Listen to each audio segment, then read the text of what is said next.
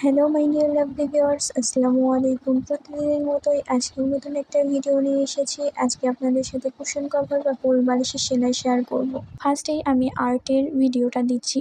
আমি আপনাদের সাথে আর্ট কিভাবে করেছি সেটা শেয়ার করছি। আমি ফার্স্টে এখানে পেন্সিল দিয়ে আর্ট করে নিয়েছিলাম, দেন আপনাদের সাথে পেন দিয়ে আর্ট করে শেয়ার করছি। আপনারা নতুন অবশ্যই আগে পেন্সিল দিয়ে আর্ট করে নেবেন, দেন তারপর পেন দিয়ে আর্ট করে নেবেন।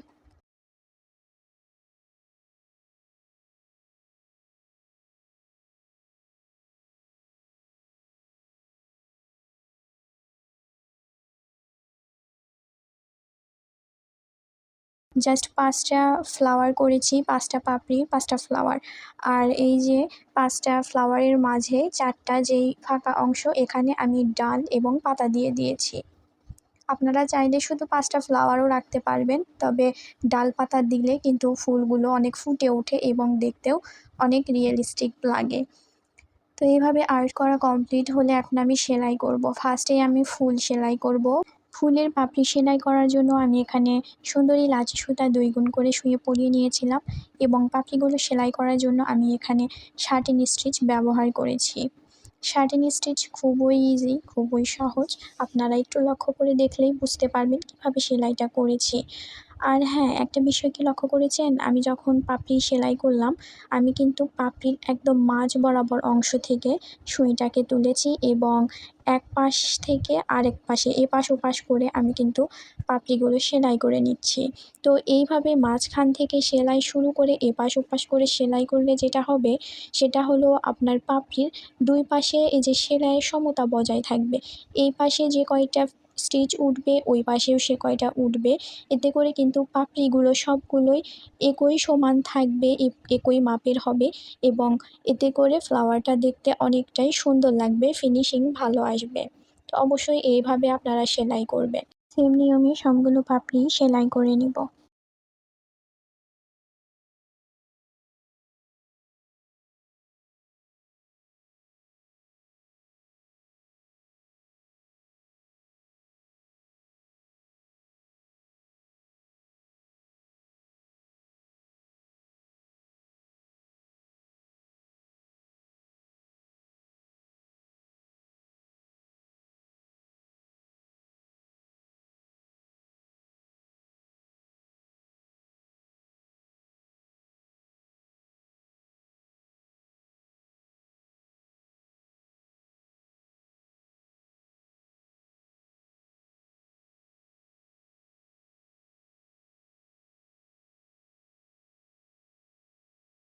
সবগুলো পাপড়ি সেলাই করা হয়ে গেছে এবং একইভাবে আমি সবগুলো ফ্লাওয়ারও সেলাই করে নিব।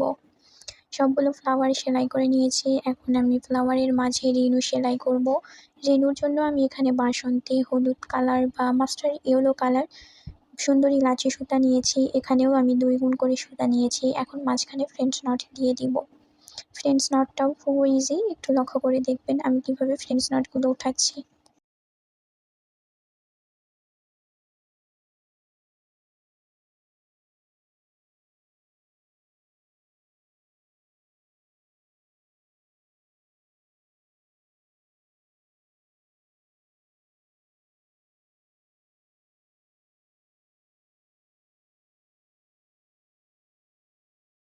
ফ্লাওয়ারের মাঝের পুরো বৃত্তটায় ফ্রেঞ্চ নট দিয়ে ভরাট করে দিব এবং একই নিয়ম ফলো করে আমি সবগুলো ফ্লাওয়ারের মাঝের বৃত্তই ভরাট করে নিব। সেম নিয়মেই সব ফ্লাওয়ার হবে। সবগুলো ফ্লাওয়ার করে নিয়েছি। এখন আমি ডাল এবং পাতার কাজ করব। পাতার কাজ করার জন্য আমি এখানে ৫ গুণ সুতা নিয়েছি আর সুতা নিয়েছি টেইলর সুতা। আপনারা চাইলে টেইলর সুতার পরিবর্তে এখানেও সুন্দরী লাচি সুতা নিতে পারেন। আমার হাতের কাছে ছিল না, তাই আমি এই যেটা পেয়েছি ওটাই নিয়েছি। এখন আমি পাতার কাজগুলো করব ফিশবোন স্টিচ বা খেজুর পাতা ভরাট সেলাই দিয়ে। আমি সাধারণত পাতার কাজগুলো এই সেলাই দিয়েই করি, কারণ এই সেলাই দিয়ে পাতার কাজ করলে আমার কাছে অনেক ভালো লাগে, দেখতে অনেক বেশি সুন্দর হয়। আপনারা আপনাদের ইচ্ছা মতো পাতা ভরাট করে নিতে পারেন। সেম নিয়মে সবগুলো পাতার কাজই করে নিব।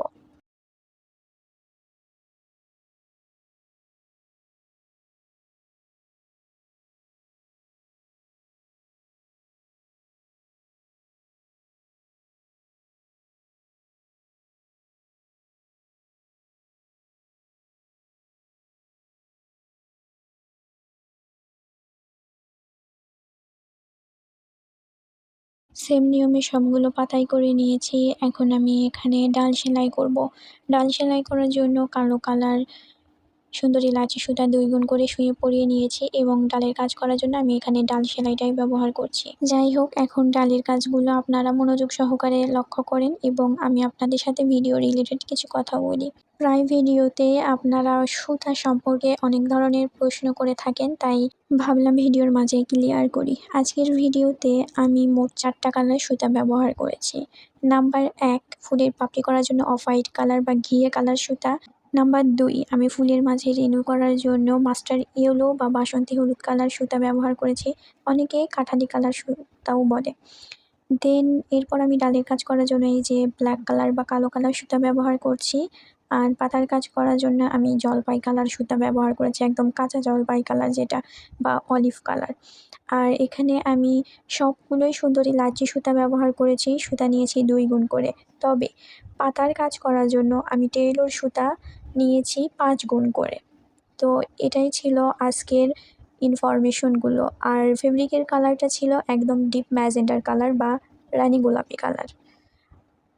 ভিডিওটা ভালো লাগলে অবশ্যই একটা লাইক করে দিবেন। আর চ্যানেলে নতুন হয়ে থাকলে চ্যানেলটা সাবস্ক্রাইব করে রাখতে পারেন পরবর্তীতে আরও নিত্য নতুন ভিডিও পাওয়ার জন্য। আমি সব ইনফরমেশন ভিডিওর মাঝে দিয়ে দিলাম। তারপরেও যদি কোনো কিছু অজানা থাকে বা জানার ইচ্ছা থাকে অবশ্যই কমেন্টে জানিয়ে যাবেন। আজকের ভিডিওটা কেমন লাগলো সেটাও কমেন্টে জানাতে ভুলবেন না। সবাই ভালো থাকবেন, সুস্থ থাকবেন, আমার জন্য দোয়া রাখবেন। আল্লাহ হাফেজ।